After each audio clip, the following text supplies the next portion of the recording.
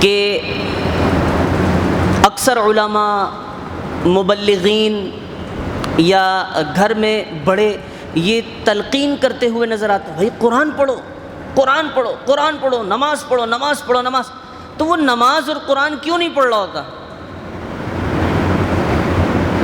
ہمارے گمان کے مطابق یقیناً اس کے دل میں اللہ کا ڈر ہوگا، لیکن ایک سپوز کر لیتے ہیں کہ اگر اس کے دل میں اللہ کا ڈر ہوتا تو وہ کسی کے کہے بغیر اس کتاب کی تلاوت بھی کرتا اور نماز کو بھی آ جاتا.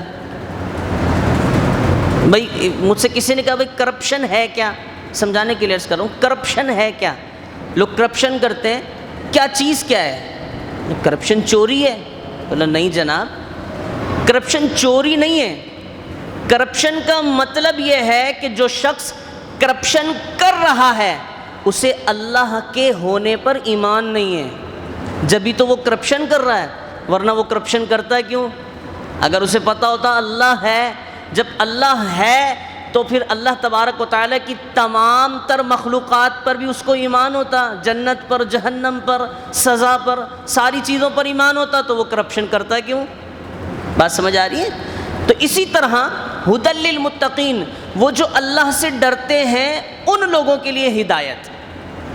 آئیے اس میں صاحب تفسیر کیا کہتے ہیں کہ آیت کے اس حصے میں قرآن مجید کا ایک وصف بیان ہوا، ایک صفت بیان ہوئی ہے کہ یہ ایسی بلند شان اور عظمت شرف والی کتاب ہے جس میں کسی طرح کے شک و شبہ کی گنجائش نہیں ہے، کیونکہ شک اس چیز میں ہوتا ہے جس کی حقانیت پر کوئی دلیل موجود نہ ہو، جس کی حقانیت پر کوئی دلیل موجود نہ ہو.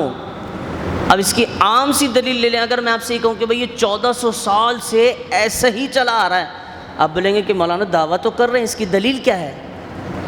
دلیل کیا ہے؟ بھئی اس کی دلیل یہ ہے کہ آپ اس دور میں تلاش کریں کوئی ایسے بزرگ آپ کو مل جائیں، حافظ صاحب جن کی عمر 90 سال ہو یا 100 سال ہو. آپ ان سے پوچھیں کہ حضرت قرآن کریم جب آپ نے اپنے بچپن میں پڑھا تھا تو یہی قرآن تھا؟ کہ ہاں یہی تھا، ایک لفظ بھی اس کا آگے پیچھے نہیں ہو. تو بس یہی تو حقانیت کی دلیل ہے. جب 100 سال کوئی اس کا کچھ نہیں بگاڑ سکا تو 1400 سال میں کیسے بگاڑے گا؟ ہے نا، یہ اس کی حقانیت کی دلیل ہے. اور اتنی سچی کتاب ہے، اتنی سچی کتاب ہے کہ اس میں صرف گزشتہ باتوں کا علم نہیں ہے. ایک صحابی رسول نے، یہ مجھے یاد آ رہا ہے مفہوم، کہ انہوں نے کہا کہ اگر میری رسی بھی گم ہو جائے تو میں اس قرآن سے تلاش کر لوں. یہ کوئی عام کتاب ہے؟ تو قرآن پاک اپنی حقانیت کی ایسی واضح اور مضبوط دلیلیں رکھتا ہے کہ جو ہر صاحب انصاف اور عقل مند انسان کو اس بات کا یقین کرنے پر مجبور کر دیتی ہیں کہ یہ کتاب حق ہے اور اللہ تعالیٰ کی طرف سے نازل ہوئی ہے. تو جیسے کسی اندھے کے انکار سے سورج کا وجود مشکوک نہیں ہوتا، کسی اندھے کے انکار سے کہ بھئی سورج تو ہے ہی نہیں، میں نے دیکھا ہی نہیں. بھئی تو پاگل ہے، تو اندھا ہے، تو نے نہیں دیکھا تو سورج تو ہے نا. تو بالکل اسی طرح اگر کوئی قرآن کریم کی حقانیت کا انکار کرتا ہے تو اس کے انکار کرنے سے اس کی حقانیت میں کسی بھی قسم کی کوئی کمی نہیں آتی. اور ایسے ہی کسی بے عقل مخالف کے شک اور انکار کرنے سے یہ کتاب مشکوک نہیں ہوتی.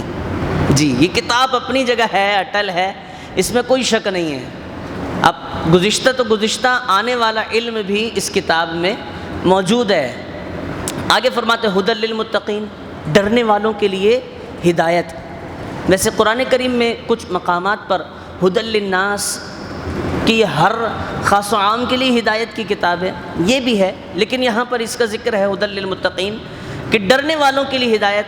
آیت کے اس حصے میں قرآن مجید کا ایک اور وصف بیان کیا گیا کہ یہ کتاب ان تمام لوگوں کو حق کی طرف ہدایت دیتی ہے جو اللہ سے ڈرتے ہیں. جی اور جو لوگ نہیں ڈرتے انہیں قرآن پاک سے ہدایت حاصل نہیں ہوتی۔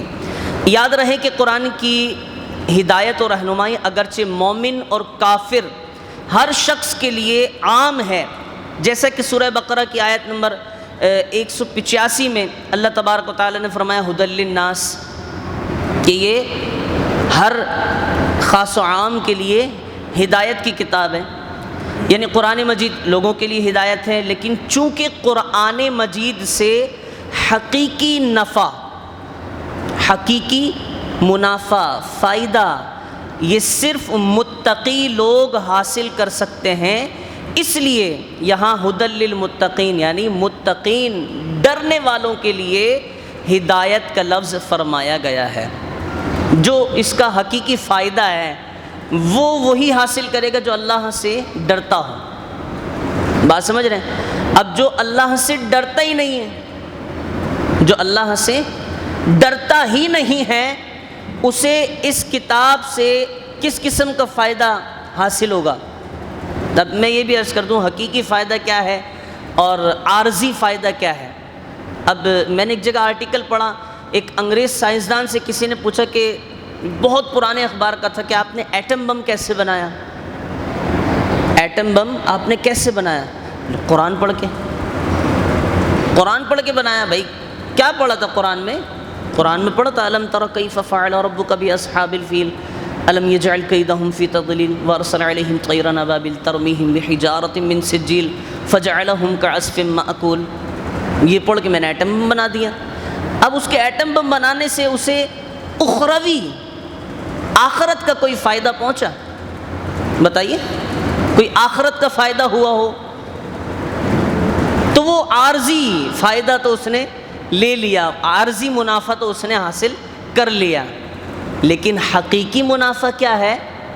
وہ جو متقین حاصل کرتے ہیں، جی جو اللہ سے ڈرتے ہیں، انہیں اس کتاب سے جو منافع ہو جائے وہ ان کی آخرت کے لیے سامان ہو جاتا ہے۔ یہ ہے ھدی للمتقین کا معنی۔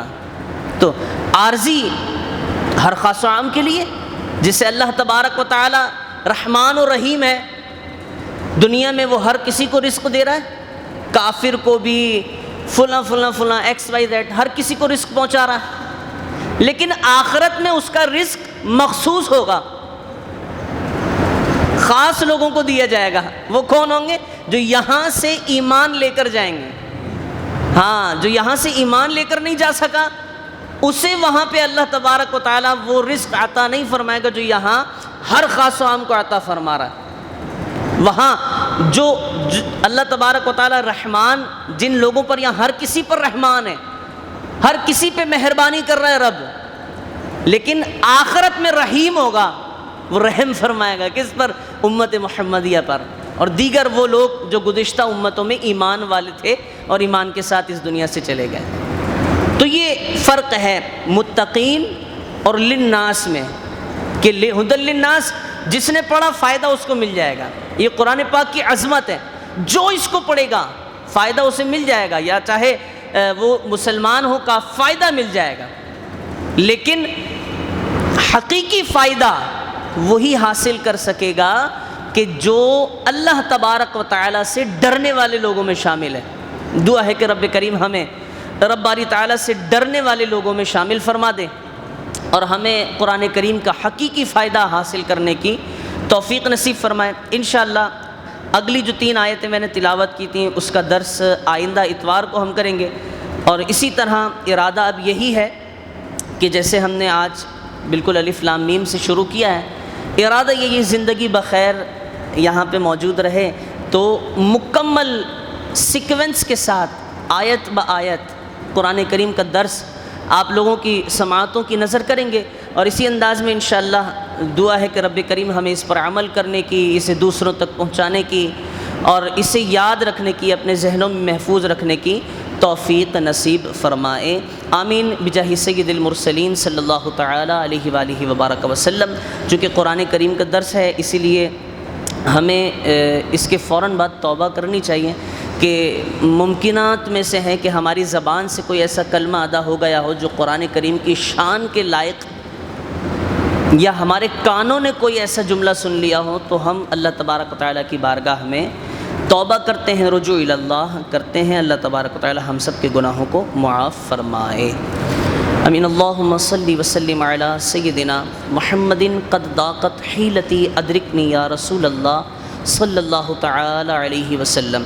اللہم ربنا تقبل منا انک انت السمیع العلیم وتب علینا انک انت التواب الرحیم۔ اللہم رب ارحمہما کما ربیانی صغیرا۔ یا الہ العالمین، یا رحمان یا رحیم یا کریم، میرے مولا قرآن کریم کا درس دیا مولا، اسے اپنی بارگاہ میں قبول فرما۔ یا رب کریم، ہمیں قرآن کریم سے حقیقی فائدہ حاصل کرنے کی توفیق نصیب فرما۔ مولا قرآن کریم کے درس کے صدقہ و طفیل مولا ہمیں 5 وقت کی نماز باجماعت ادا کرنے کی توفیق نصیب فرما۔ مولا ہم سبھی کو عامل قرآن بننے کی توفیق نصیب فرما، عامل قرآن بننے کی توفیق نصیب فرما۔ مولا قرآن کی عظمتوں کو پہچاننے کی، جاننے کی توفیق نصیب فرما۔ یا الہ العالمین، حاضرین میں، ہسپتالوں میں، گھروں میں جہاں کہیں مسلمان بیمار ہوں تمام کو صحت و تندرستی عطا فرما۔ میرے مولا ہماری، ہمارے والدین، پیر و مرشد، اساتذہ کرام اور ساری امت کی بے حساب اور حتمی مغفرت فرما۔ یا الہ العالمین، ہماری تمام نیک جائز حاجات و ضروریات کو اپنی بارگاہ سے پوری فرما۔ ان اللہ و ملائکتہ یصلون علی النبی یا ایھا الذین آمنوا صلوا علیہ وسلموا تسلیما۔ اللہم صل علی سیدنا و مولانا محمد وعلی آلہ وصحبہ وبارک وسلم۔ صلاۃ و سلام علیک یا سیدی یا رسول اللہ۔ سبحان ربک رب العزۃ عما یصفون وسلام علی المرسلین والحمد للہ رب العالمین۔ لا الہ الا اللہ محمد رسول اللہ صلی اللہ تعالی۔